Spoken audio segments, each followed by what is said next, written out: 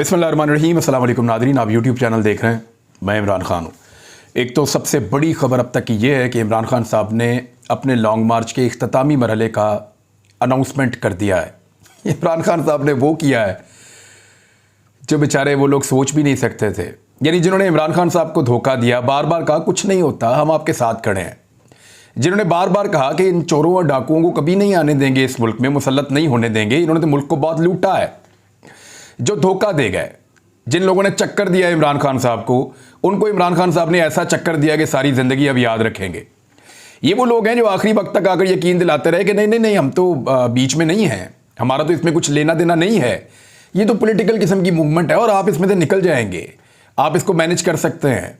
आखिरी वक्त तक ये यकीन दिलाते रहे कि हम बीच में नहीं हैं। और फिर जिस तरीके से वज़ीर आज़म हाउस के बाहर गाड़ी पहुंची, प्रिजन वैन, जैसे कंटेनर्स पहुंचे, जैसे इस्लामाबाद के रस्तों को बंद किया गया, जैसे आधी रात को अदालतें खिलाई गई, तो सब पता चल गया कि इसके पीछे कौन था। और इसको सवाल की सूरत में अरशद भाई ने सबसे खूबसूरत अंदाज में पूछा था कि वो कौन था जिसने ये सारा गंद फैलाया था। तो सब जानते हैं कि रायता किसने फैलाया था और कौन इसके लिए जिम्मेदार था। तो इमरान खान साहब ने उनको वैसा ही चक्कर वापस दिया है।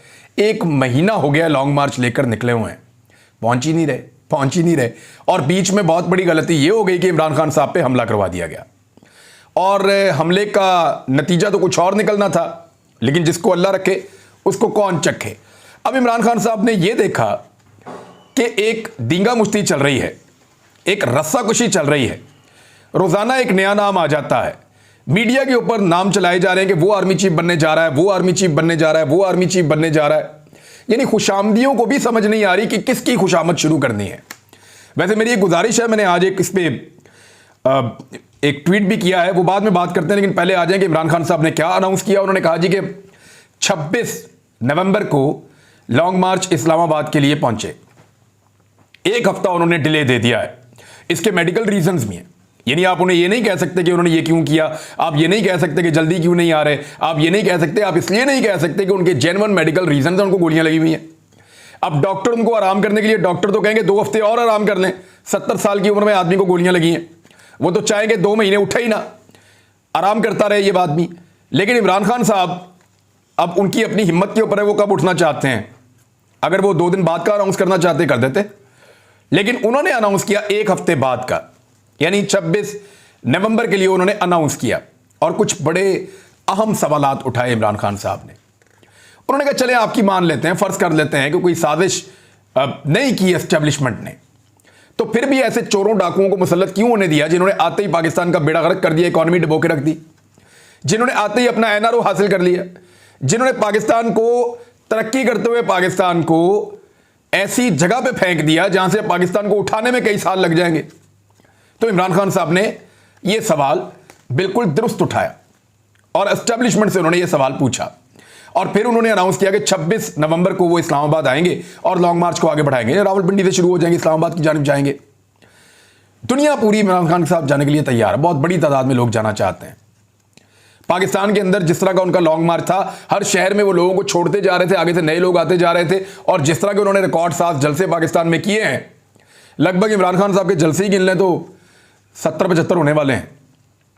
और इन सारे लोगों को लेकर वो इस्लामाबाद अगर पहुंच गए, क्योंकि पंजाब में तो गवर्नमेंट भी नहीं है अब हमजा शहबाज की जो रोकेगा पुलिस के जरिए, तो खैबर पख्तूनख्वा, पंजाब, आज़ाद कश्मीर, गिलगित बल्तिस्तान, हर तरफ से लोग आएंगे, सिंध से भी आएंगे, इस्लामाबाद रावलपिंडी से भी निकलेंगे।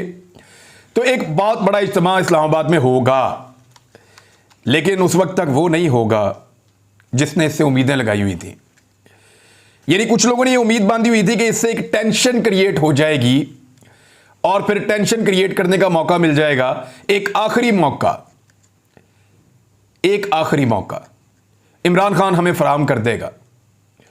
एक ऐसा मौका जहां पे इस्लामाबाद के अंदर तो माहौल बनाया हुआ है, उधर से इमरान खान आ गया तो वो भी माहौल बन जाएगा, और एक बड़ा तसादुम, और जिसके नतीजे में टेंशन क्रिएट हो जाएगी पाकिस्तान में। लेकिन टेंशन क्रिएट इमरान खान साहब अब नहीं होने देंगे। ये सही पॉलिटिकल मूव है। मैं ये सोच रहा था अगर 1-2 दिन में इमरान खान साहब निकले और शहबाज शरीफ साहब ने मजीद डिले कर दिया, तो शहबाज शरीफ साहब का मामला जो है वो उनके हाथ में काफी हद तक चला जाएगा कि इमरान खान साहब जब भी निकलेंगे, अब वो जख्मी, उनको जल्दी पहुंचना होगा। शहबाज शरीफ साहब इस मामले को सामने रखते हुए फैसला करने के अंदर ज्यादा ताकत में आ जाएंगे, लेकिन ऐसा हुआ नहीं। इमरान खान साहब ने सारा कुछ उन्हीं पे छोड़ दिया। उन्होंने पहले भी कहा था कि जो दिल करता है करो। अब नवाज शरीफ साहब जो मुबैना तौर पे ट्वीट्स आ रही हैं, बहुत सारे सहाफ़ी ये क्लेम कर रहे हैं कि एक नाम जिसके ऊपर नवाज शरीफ साहब बज़िद हैं, वो नाम ज़बरदस्ती शहबाज शरीफ नवाज शरीफ शामिल करवाना चाहते हैं, जबकि दूसरी जानिब से मुबैना तौर पे वो नाम शामिल नहीं किया जा रहा। वो नाम शामिल ना होने की वजह से एक बड़ा तज़ब्ज़ुब है, क्योंकि वो नाम 27 नवंबर को रिटायर हो रहा है। बल्कि एक ट्वीट मैंने ऐसी भी पढ़ी, और बड़ा बाखबर आदमी है जिसकी ट्वीट थी, उन्होंने लिखा कि 28 तारीख को भी समरी दी जा सकती है। यानी जो नवाज शरीफ साहब के फेवरेट हैं वो अगर 27 को रिटायर हो जाएं और 28 को समरी पेश कर दी जाए, तो 28 को जो समरी पेश की जाएगी उसमें तो ऑटोमेटिकली उनका नाम ही नहीं होगा। तो फिर शहबाज शरीफ साहब को जो नई समरी पेश की गई है उनमें से एक नाम को चुनना पड़ेगा। तो मामला फिर वहीं पे जा रहा है जहां पे जाना है। तो इमरान खान साहब ने अपने आप को इस अजीबोगरीब किस्म की सियासत से फिलहाल बाहर रख के वेट एंड सी वाली जो पॉलिसी है उसको रखने का फैसला किया है। और इसमें जिन लोगों को उम्मीदें थी टेंशन क्रिएट करने की, वो अब टेंशन क्रिएट नहीं कर पाएंगे। 26 तारीख को इमरान खान साहब निकलेंगे। देखें, ये वो आदमी है जिसने जो कहा वो करके दिखाया। उसने कहा मुझे निकालोगे मैं ज्यादा खतरनाक हो जाऊंगा, उसने ज्यादा खतरनाक बनकर दिखाया। उसने ये नहीं पूछा कि मुझे क्यों निकाला, उसने कौम को बताया कि मुझे क्यों निकाला, और कौम को जुबानी याद हो गया कि उसको क्यों निकाला। उसको इसलिए नहीं निकाला कि वो मनी लॉन्ड्रिंग करता था, उसको इसलिए नहीं निकाला कि वो करप्शन करता था, उसको इसलिए नहीं निकाला कि वो पाकिस्तान के राज बेचता था, उसको इसलिए नहीं निकाला कि वो कौमी पॉलिसियों के खिलाफ पॉलिसियां बनाता था। नहीं, उसको इसलिए निकाला कि वो ज्यादा मकबूल और ज्यादा ताकतवर हो रहा था उन लोगों से जिनको सबसे ज्यादा मकबूल और ताकतवर रहने की आदत है। एक झूठी खबर फैलाई जा रही है कल से अब तक कि शहबाज शरीफ को चपेड़ें पड़ गई हैं, और उसकी गूंज जो है वो लंदन तक सुनाई दे रही है। भाई क्यों चपेड़ें पड़ गई हैं? जैसा भी है, जो भी है, पाकिस्तान की वजारत उस्मा की कुर्सी पे बैठा हुआ है। किसी की क्या जरूरत है कि बदमाशी करे और जाके चपेड़ मारे? कौन मार सकता है चपेड़ पाकिस्तान के वजीर आजम को? चाहे वो जैसे भी आया यार, शब खून मार के आया, 2 नंबरी करके आया, फ्रॉड करके आया, रजीम चेंज करके आया, जो भी करके आया, आपको उसकी शक्ल पसंद नहीं है, लेकिन चपेड़ नहीं मार सकता उसको कोई। क्यों कोई चपेड़ मारेगा? ये झूठी खबरें फैलाई जाती हैं अपनी बदमाशी लोगों को बताने के लिए कि हम बहुत बड़े बदमाश हैं, हम बहुत ताकतवर हैं। इमरान खान की बारी याद है ना आपको? बीबीसी तक पे छप गया था जाके कि इमरान खान के वहां पे जनाब एक हेलीकॉप्टर के अंदर अचानक साहिबान उतरे, बड़े ताकतवर हल्के आए, उन्होंने इमरान खान के ऊपर टॉर्चर किया, मुंह के ऊपर और जिस्म के ऊपर तशद्दुद के निशानात हैं, उनको थप्पड़ मारे गए। और बाद में ISPR ने कहा कि हम इसकी ना सिर्फ मजम्मत करते हैं बल्कि बीबीसी पे केस करेंगे। किधर है केस? किधर है केस? DG ISPR जवाब देना, क्या बना इस केस का? बताया पाकिस्तान की कौम को, पाकिस्तान के वजीर आजम को चपेड़े मारने की खबर चली थी, उस पर तशद्दुद करने की खबर चली थी। DG ISPR बताएं, उन्होंने कहा था मैं बीबीसी पे केस करूंगा। किधर है केस? क्या बना उस केस का? एक्चुअली ये खौफ फैलाने की साजिश होती है, जानबूझकर ऐसी चीजें फैलाई जाती हैं और ये बताया जाता है कि हमसे ताकतवर कोई नहीं, जिसको चाहे हम चपेड़ मार दें, जिसको चाहे हम नंगा कर दें। ऐसा नहीं हो सकता। इस मुल्क में कानून भी है, इस मुल्क में हम भी रहते हैं, उतने ही पाकिस्तानी है जितना कोई और पाकिस्तानी है, और हमारा भी पाकिस्तान के ऊपर उतना ही हक है। शहबाज शरीफ को अगर किसी ने चपेड़ मारी है तो उसको इसका जवाब देना पड़ेगा, क्योंकि उस रात में वजीर आजम हाउस में मौजूद था और मैं वहां से सबसे आखिर में निकला था। और मुझे अच्छी तरह याद है कि और भी सहाफ़ी वहां पे मौजूद थे, अरशद भाई भी वहां पे थे, साबिर भाई भी थे, और दोनों को पाकिस्तान से बाहर जाना पड़ा। खाबर खुमन साहब भी थे, और भी हमारे साथी वहां पे, फ्रिया इदरीस साहिबा भी थी, वो जल्दी चली गई थी लेकिन वो वहां मौजूद थी, और भी लोग थे। लेकिन हम 7 लोग थे, लेकिन सारा हम विटनेस करते रहे हैं।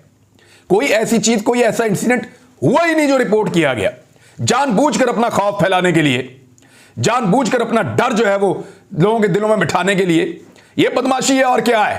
रात से खबर चल रही है वजीर आजम को, और PTI वाले जो हैं वो भंगड़े डाल रहे हैं, खुश हो रहे हैं। और किस बात में खुश हो रहे हैं आप? हाथ तो वही है ना, कभी आपको चपेड़, कभी उसको चपेड़, कभी उसको चपेड़। और इस हाथ को पकड़ना था। याद है अरशद भाई ने आखिरी वीडियो कौन सी चलाई थी? एक वीडियो उन्होंने अपलोड की थी सोशल मीडिया के ऊपर, जिसमें एक हाथ है जो डंडे मार रहा है लोगों को, और उस हाथ को एंड में लोगों के हाथ पकड़ देते हैं। इस हाथ को आपने रोकना है। ये किसी और को सोने या डंडा मारे तो आपने खुश नहीं होना। यानी मेरे मुखालिफ को मार पड़े तो ठीक है, मुझे पड़े तो गलत है, ये नहीं हो सकता। जुल्म जुल्म है, चाहे वो किसी के साथ भी हो। मैं उतनी मजम्मत करता हूं जितनी उस झूठी खबर की मजम्मत करता था, उतनी ही मजम्मत इस झूठी खबर की करता हूं। ना किसी इस मुल्क में बदमाशी चलेगी, सिर्फ रूल ऑफ लॉ इस मुल्क में होना चाहिए। उसके लिए हम हमेशा बोलेंगे, हमेशा बोलेंगे, बोलते रहेंगे। अब जरा एक और खबर देखें। जो लोग खुदर गए थे, छलांगे मार रहे थे, घड़ी ले ली, घड़ी ले ली, घड़ी ले ली, घड़ी बुरी, उनको मौत पड़ी हुई थी। एक तो जो जियो के ऊपर प्रोग्राम करवाया गया फीड करके, एक रिकॉर्ड याफ्ता मुजरिम को उसके अंदर बिठाया गया, जो मतलूब है कई जगहों पे, उसको बिठाकर उसको ऐसे साबित करने की कोशिश की गई कि शायद इमाम काबा के बाद दुनिया का सबसे बेहतर आदमी ये है। यानी मुझे ऐसा लगता है कि पाकिस्तानी मीडिया ने अगर किसी को सादिक और अमीन का सर्टिफिकेट देना है ना, तो वो सबसे पहले पाकिस्तानी जो है उमर फारूक को दे देंगे, क्योंकि पाकिस्तानी मीडिया जो है उनको ऐसा लगता है कि इससे अच्छा तो आदमी कोई नहीं है दुनिया में, सबसे अच्छा आदमी ये तो कभी झूठ बोल ही नहीं सकता। उसका झूठ जो है वो एक सहाफी ने पकड़ लिया, मैंने कल आपको बताया भी था, और साफ पकड़ा गया है कि फराह खान नामी खातून ने पाकिस्तान से 2 मरतबा सिर्फ ट्रेवल किया है इमरान खान साहब के पूरे दौरे हुकूमत में। एक दफा 2019 में और एक दफा 2020 में। अप्रैल 2019 में जब उन्होंने ट्रेवल किया तो वो अमेरिका गई थी, और अमेरिका के लिए 2 घंटे के लिए वो एयरपोर्ट पे सिर्फ रुकी थी।